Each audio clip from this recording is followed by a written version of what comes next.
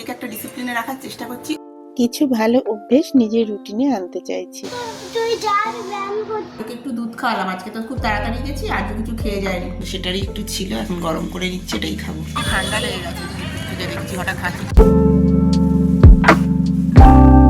চারপাশটা দেখো কি ভালো লাগছে। সকাল সকাল ওঠার অভ্যেসটা যবে থেকে করেছি এই একটা ভালো হয়েছে। চারপাশটা দেখলেই না সকাল সকাল মনটা একেবারে ভালো হয়ে যায়। আজকে একটা ছুটির দিন হলেও বেশ সকাল সকাল উঠে পড়েছি। তবে আজকে হাঁটাহাঁটিটাকে ছুটি দিয়েছি। তবে শরীরচর্চাটাকে একেবারে ছুটি দিলে হবে না, ছোট্ট মতো ভুঁড়িটা উঁকি দিচ্ছে তো। কালকে রাত্রিরে একটা গল্প পড়ছিলাম, পুরোপুরি শেষ হয়নি, আজকে সকালে উঠে বইটা নিয়ে বসেছিলাম, পুরো গল্পটা শেষ করলাম। প্রত্যেক দিন চেষ্টা করছি কিছু কিছু ভালো অভ্যেস নিজের রুটিনের মধ্যে আনতে। জানি এই ছোট্ট ছোট্ট চেঞ্জগুলোই একটা বড় পরিবর্তন আনবে জীবনে। তো আর্যবাবুও বেশ সকাল সকাল উঠে পড়েছে। অন্যদিন তো স্কুল থাকে, তবে আজকেও দেখছি 8টার মধ্যে উঠে পড়েছে। এখন আর্যবাবু একটু খেলছে আর আমি এসেছি ব্যায়াম করতে।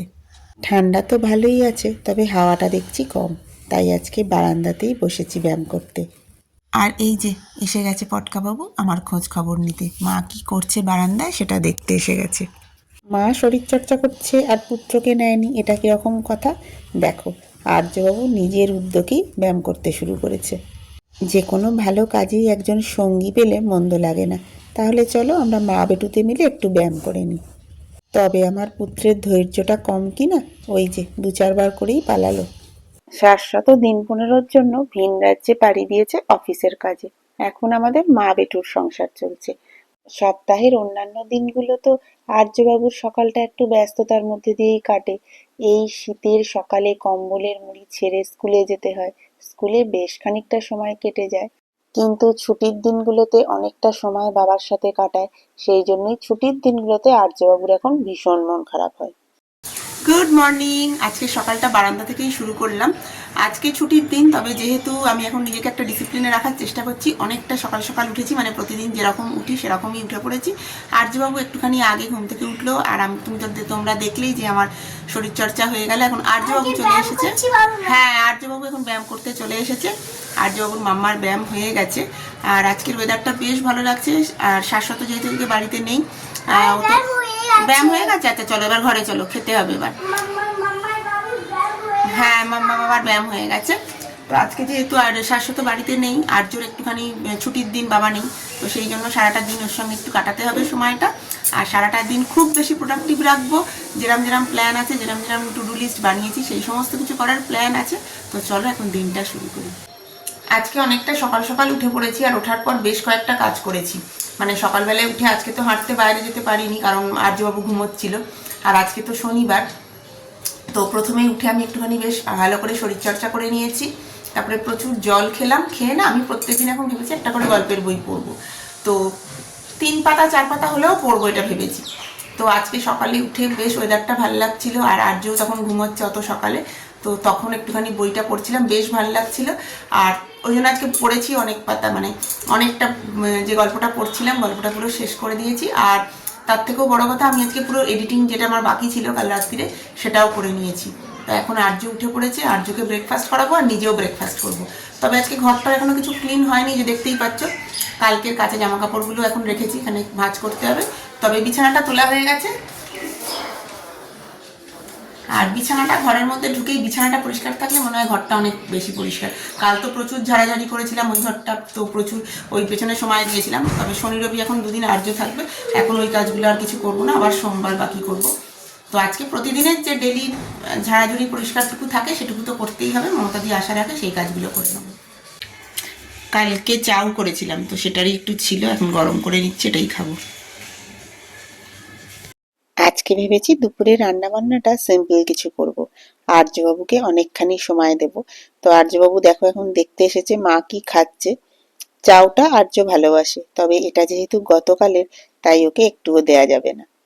ওর ব্রেকফাস্ট করা হয়ে গেছে, ওই একটা হয় না দেখে, মানে মা কি খাচ্ছে সেইটা দেখতে এসেছে। একটুখানি আদর খেয়ে আহ্লাদ করে আবার ও ঘরে চলে যাবে। ও খেলছে, ওর সমস্ত সরঞ্জাম সাজিয়ে সম্পত্তি সাজিয়ে এখনো খেলছে। তো খেলতে খেলতে একবার মাকে দেখে গেল, একটু আদর খেয়ে গেল। আমি বলেছি ওকে তুই খেল, আমি খেয়ে আসছি। এখন ভেবেছি বেশ খানিকটা সময় আর্যবাবুর সাথে খেলবো, তারপরে রান্নাবান্নার দিকে যাব।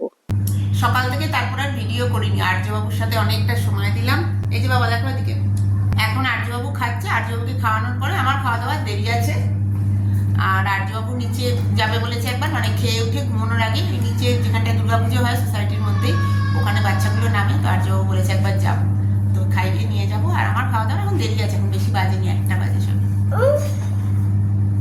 চাদর দুটো কেচেছি, কখন কাঁচা হয়েছে, এখনো শুকোতেই দিইনি, শুকোতে দিয়ে দিই। বেলার দিকে মেশিনটা চালিয়ে দিয়েছিলাম, খেয়ালই নেই যে শুকোতে দিইনি। তবে আজকে খুব বেশি কিছু ছিল না, এই চাদর দুটোই মেনলি ছিল আর দু একটা জামা কাপড়। এই চাদর দুটোই রোদ থাকতে থাকতে বারান্দায় না দিলে শুকোবে না, সেই জন্যই এখন তাড়াহুড়ো করে দিয়ে দিচ্ছি। চিনি না বাবা। আর যদি নিয়ে পার্কে এসেছি, আর ঠান্ডা তো আছে, আর আমার কিরকম আজকে ঠান্ডা লেগে গেছে, খুঁজে দেখছি হঠাৎ হাঁচি টাচি হচ্ছে। তো এখন আর যে পার্কে এসেছে, আজকে বলেই এসেছিল, মানে বলেই রেখেছিল কালকে, যেহেতু আনেনি যে পার্কে যাবো মা, তো আজকে তাড়াতাড়ি ঘুম থেকে উঠে আজকে অনেক তাড়াতাড়ি এসে গেছি, মানে এখন 5:30 বাজে, তো আমরা পার্কে চলে এসেছি। আর্যবাবুর খেলার জন্য সবচেয়ে পছন্দের এই জায়গাটা। তবে শীতকালের এই একটা বড় বাজে, ঝুপ করে সন্ধে হয়ে যায়। বিকেল হতে হতেই সন্ধে নেমে এলো। অনেকক্ষণ এসে গেছি, এসে আর্যকে একটু দুধ খাওয়ালাম, আজকে তো খুব তাড়াতাড়ি গেছি, আর্য কিছু খেয়ে যায়নি, দুধ খেলো। আর আমি এই যে একটু কফি করলাম, আর সাথে একটু পাউরুটি নিয়েছি। আমি সন্ধে সন্ধে দেখিয়েই গেছি। হ্যাঁ, ব্রেড নিয়েছি। সন্ধে দেখিয়েই গেছি, এসে হাত পা ধুয়ে একটু দেরি হলো করতে, এখন 8টা বেজে গেছে, 8:10 মতো বাজে। তখন একটু বসলাম, কফি আর এনে আজকে ভেবেই গেছিলাম যে কফি খাবো। আজকে সকাল থেকেই ওয়েদার জানান দিচ্ছিল রাতের বেলায় শীত জাঁকিয়ে পড়বে। ঠিক তাই, এখন বেশ কনকনে ঠান্ডা রয়েছে।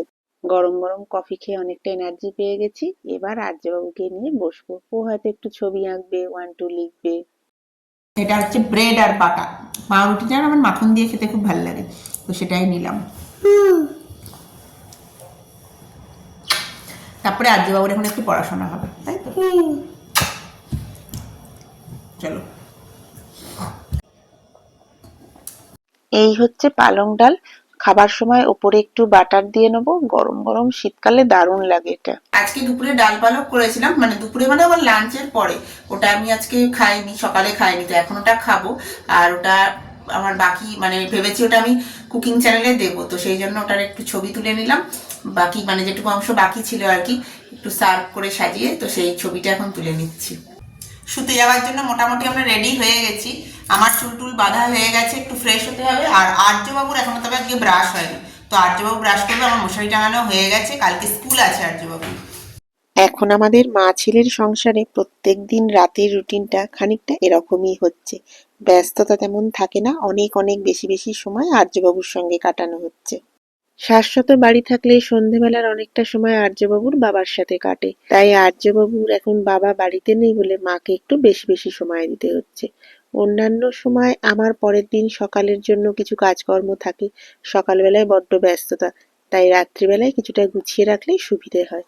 এখন সকাল থেকে দিনগুলো বেশ ব্যস্ততার সাথেই কাটে, কারণ সকালবেলায় উঠে এখন আর্যবাবুকে স্কুলে দিতে যেতে হয়, তার আগে আর্যবাবুর টিফিনটা রেডি করতে হয়। তাই সকালবেলাটা মানে দিনের বেলাটা বলতে পারো নানা রকম ব্যস্ততার মধ্যে দিয়ে কেটে যায়। তবে বিকেলের পর থেকে দিনটা বেশ দুলকি চালেই চলে, তখন আমরা একটু বেশি বেশি করে শাশ্বতকে মিস করি। দেখো আর্যর ব্রাশ হয়ে গেল, এরপর রাত্তিরের জন্য তৈরি হয়ে যাচ্ছে। আর্যবাবু আবার গায়ে কম্বল দিতে বিশেষ পছন্দ করে না, তাই একটা শীতের জামা পরিয়ে আর্যকে শোয়াতে হয়। ঘুমোতে যাওয়ার জন্য এক্কেবারে আর্যবাবু রেডি হয়ে গেছে। আজকের দিনটা শেষ করার সাথে সাথে ভিডিওটাও এখানে শেষ করে দিচ্ছি। তবে তার আগে তোমাদেরকে জানালাম শুভরাত্রি। আমাদের এই দিন যাপন তোমাদের কেমন লাগছে অবশ্যই জানিও।